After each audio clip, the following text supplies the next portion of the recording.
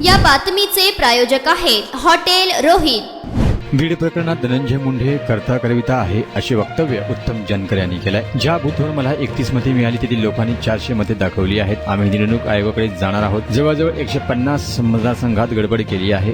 अजित पवार बारामती मतदारसंघात 20,000 मतांनी पराभूत आहेत। दिल्लीमध्ये शरद पवार आणि राहुल गांधी आम्ही सगळे मिळून निवडणूक आयोगाची भेट घेणार आहोत। माळशिरसमध्ये मी राजीनामा द्यायला तयार आहे। तिथे पोटनिवडणूक घ्यावी ही लढाई आम्ही लढणार आहोत। 4 महिन्यात सरकार जमीनदोस्त होईल असे वक्तव्य आमदार उत्तम जानकर यांनी केलंय।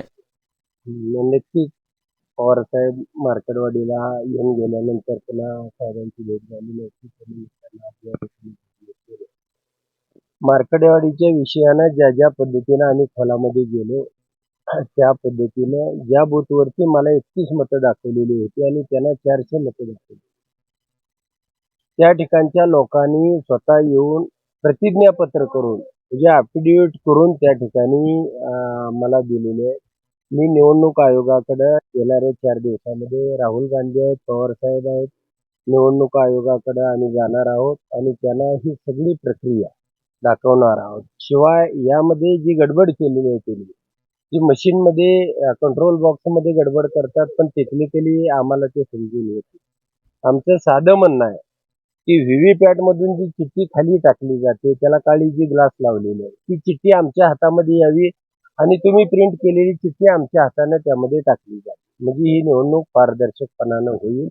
आता जी निवडणूक घेतलेली आहे या सरकारने त्यामध्ये जवळजवळ 150 मतदारसंघामध्ये यांनी गडबडी केलेल्या आहेत। यांचे मतदारसंघ किती आलेले आहेत पूर्ण सखोल माहिती काढल्यानंतर अजितदादा सुद्धा या मतदारसंघामध्ये 20,000 मतांनी पराभूत। जवळजवळ अजितदादांनी त्यामध्ये 1,80,000 जी मतं पडलेली आहेत त्यापैकी 1/3 म्हणजे 2/1 असं प्रोपोर्शन तिथं सुद्धा लावलेलं होतं। त्यामुळं योगेंद्र दादांची मतं 80,000 अधिक 7 अशी 41 आहेत आणि त्यांच्यामधली 81 मधली त्या ठिकाणी 60 वजा होतात, 21 वरती अजितदादा सुद्धा राहतात। अजितदादाची फक्त 12 आमदार या ठिकाणी या राज्यामध्ये निवडून आलेले आहेत। त्यानंतर एकनाथ शिंदेचे फक्त 18 आमदार निवडून आलेले आहेत आणि भारतीय जनता पार्टीचे 77 आमदार अशी मिळून सगळी मिळून संख्या त्यांची 107 आहे आणि 2-3 अपक्ष आहेत, अशी 110 फक्त संख्या। आणि असं असताना यामध्ये जो सखोलपणाने मी अभ्यास केलेला आहे, प्रत्येक मतदारसंघ वाईज अभ्यास केलेला आहे, प्रत्येकाला काय लावलं त्या ठिकाणी जयकुमार गोरेच्या बाबतीमध्ये सुद्धा 1:5 असं प्रोपोर्शन त्या ठिकाणी लावण्यात आलं। जयकुमार गोरेला मतं आहेत 1,48,000 आणि त्या ठिकाणी गाडगेंना मतं आहेत 1,03,000, तर त्या ठिकाणी त्यांची सुद्धा 30,000 मतं ही ह्यांना म्हणजे गाडगेंची त्यांनी चोरली। त्यामुळे ती जर वजा केली त्यामधून तर गाडगे 1,33,000 वरती येतात आणि जयकुमार गोरे 1,31,000 वरती येतात। म्हणजे 10,000 मतांनी तिथे सुद्धा 13,000 मतांनी हे झालेलं आहे। आणि प्रत्येक मतदारसंघ वाईज मी काढलेला आहे, काही एकही मतदारसंघ मी त्यामध्ये तांत्रिकदृष्ट्या सगळ्या अंगानं त्याचा अभ्यास करतोय। आता पवार साहेबांची भेट झाली दिल्लीमध्ये, राहुल गांधी, पवार साहेब आणि आम्ही सगळे मिळून त्या ठिकाणी निवडणूक आयोगाची भेट घेणार आहोत, त्यांना हे दाखवणार आहोत आणि त्याच्यामध्ये तुम्हाला हातापाया पडून आम्ही तुम्हाला विनंती करतो की व्हीव्हीपॅट मधली चिठ्ठी आमच्या हातामध्ये आली पाहिजे आणि कोणत्याही परिस्थितीमध्ये ती घेतल्याशिवाय आम्ही राहणार नाही। त्या सरकारनं राजीनामा दिला पाहिजे। तुम्ही देत नसाल तर त्या माळशिरसमध्ये मी राजीनामा द्यायला तयार आहे, त्या ठिकाणी पोटनिवडणूक ही घेतली पाहिजे आणि पोटनिवडणूक घेऊन आज तुमचं सरकार आहे, तुम्हाला काल 1,08,000 मतं आम्हाला बघायचं आहे त्या तालुक्यामध्ये तुम्हाला 20,000 मतं आहेत का? सरकार असल्यानंतर 1,08 ची 1,40 मतं होतात, 1,50 होतील, तर आम्हाला बघायचं आहे तुम्हाला त्या तालुक्यामध्ये 20,000 मतं आहेत आणि त्यासाठी मी माझा राजीनामा द्यायला तयार आहे असं निवडणूक आयोगाला आम्ही लेखीपत्र तयार केलेलं आहे। आज पवारसाहेबांकडे मी ते दिलेलं आहे।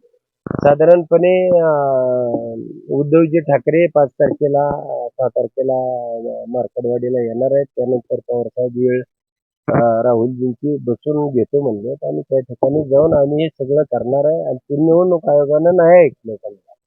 निवडणूक आयोग हा हिने नेमलेल्या शिपायासारखं काम करतो त्या ठिकाणी आणि सुप्रीम कोर्ट सुद्धा अतिशय बेदरलेले आणि दबलेल्या अवस्थेमध्ये आहे। परंतु ह्या सगळ्यांना या सगळ्यावरती कुणी ना कुणीतरी लढाई केली पाहिजे, मात केली पाहिजे आणि ही लढाई आम्ही लढणार आहोत। कोणत्याही परिस्थितीमध्ये हे लोकमताचं नसलेलं सरकार हे 4 महिन्याच्या आतमध्ये तुम्हाला जमीनदोस्त झालेलं दिसेल. अशा पद्धतीची व्यूहरचना आम्ही केली.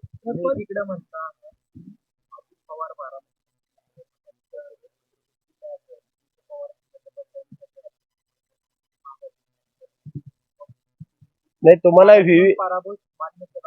त्या बाबतीमध्ये युगेंद्र दादांबरोबर माझी चर्चा झाली, पवार साहेबांबरोबरही झाली. व्हीव्हीपॅट मधली संख्या, पहिलं मत आपण बटन दाबल्यानंतर ते कंट्रोल बॉक्सला जात होतं, आता बटन दाबल्यानंतर ते पहिल्यांदा व्हीव्हीपॅटला जातं. व्हीव्हीपॅट मधून कशा पद्धतीने चिठ्ठी छापली जाते, साधारणपणे पहिल्यांदा कुणी गेला, समजा घड्याळाच्या बटन दाबलं, घड्याळाचं बटन दाबल्यानंतर तुम्हाला घड्याळाची चिठ्ठी दिसते, त्या ठिकाणी लाईट लागली जाते आतमध्ये, आणि ती जी काच आहे ती हिची आहे, गॉगल ग्लास आहे. त्यानंतर तुम्ही ह्याला तुतारी वाजवणाऱ्या माणसाला मत द्यायला 4 लोक बरोबर गेली, 4ही मतं टाकली. पहिल्या माणसाची जी चिठ्ठी छापलेली आहे ती तशीच ठेवली जाते.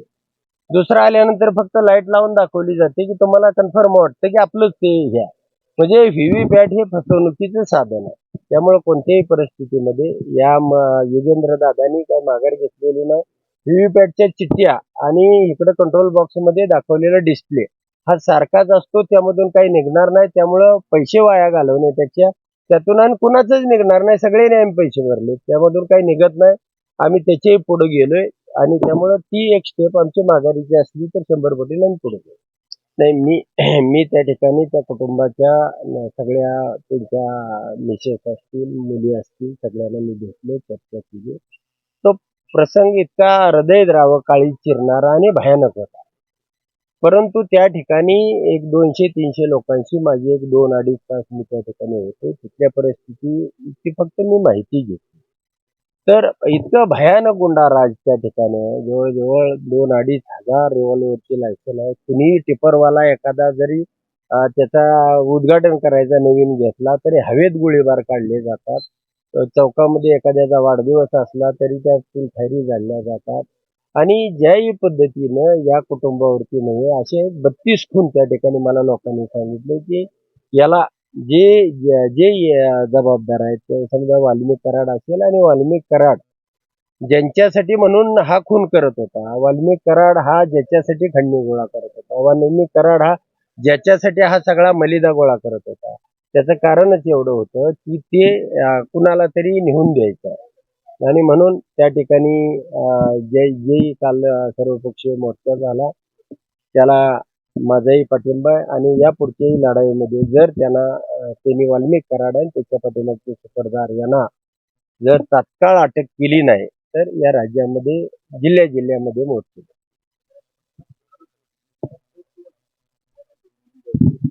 नाही, आता त्यांनी नेमणूकच केली. पंकजाताईंनी सांगितलेलंच आहे ना त्याला की हा मंत्रीपद हिने कोणाला तरी चालवाय दिले.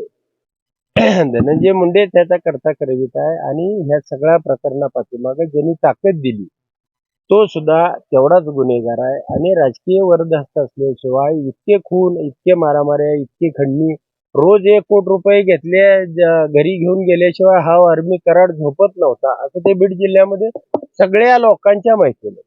म्हणजे 1000 रुपये जरी कमी असला तरी कोणाचा तरी हातपाय मोडून ये आणि त्याचे पैसे घेऊन ये किंवा एखादा खून करून ये, इतकं चिल्लर काम. त्याला 1 कोटीला 1 लाख कमी असतील तरी त्या दिवशी त्याला झोप येत नव्हती. म्हणजे हा प्रकार ह्या राज्यामध्ये घडत असताना हा काही एका दिवसामध्ये घडला नाही. याच्यामध्ये राजकीय ताकदी किंवा वरदहस्त असल्याशिवाय हे घडू शकते. राज्यातील एवढा समाज रस्त्यावरती राज्य सरकार डोळेझाक करतं असं नाही, डोळेझाक नाही, तर राज्य सरकारनंच हे तयार केलेले गुंड आहेत आणि आता त्याच्यावरती कारवाई करायची. उद्या राजकारण त्यांचं गडबड होईल, त्यांची सत्ता जातील आणि फक्त आता ईव्हीएमच्या माध्यमातून यांना ही सत्ता मिळालेली आहे. ही काही लोकमताची सत्ता नाही. त्यामुळं नक्कीच राज्य सरकारच्या ताकदीशिवाय, मत्तीशिवाय हे घडू शकते.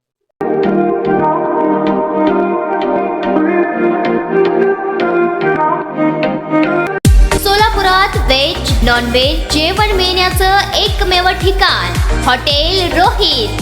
चवीला टेस्ट, हॉटेल रोहितचे जेवण बेस्ट. बर्थडे पार्टी, कार्यक्रम, विविध पार्टींचे ऑर्डर्स स्वीकारले जातील. ग्राहकांसाठी खास पार्सलची सोय. आमचा पत्ता हॉटेल रोहित, 7 रस्ता अपोजिट कारीगर पेट्रोल पंप सोलापूर.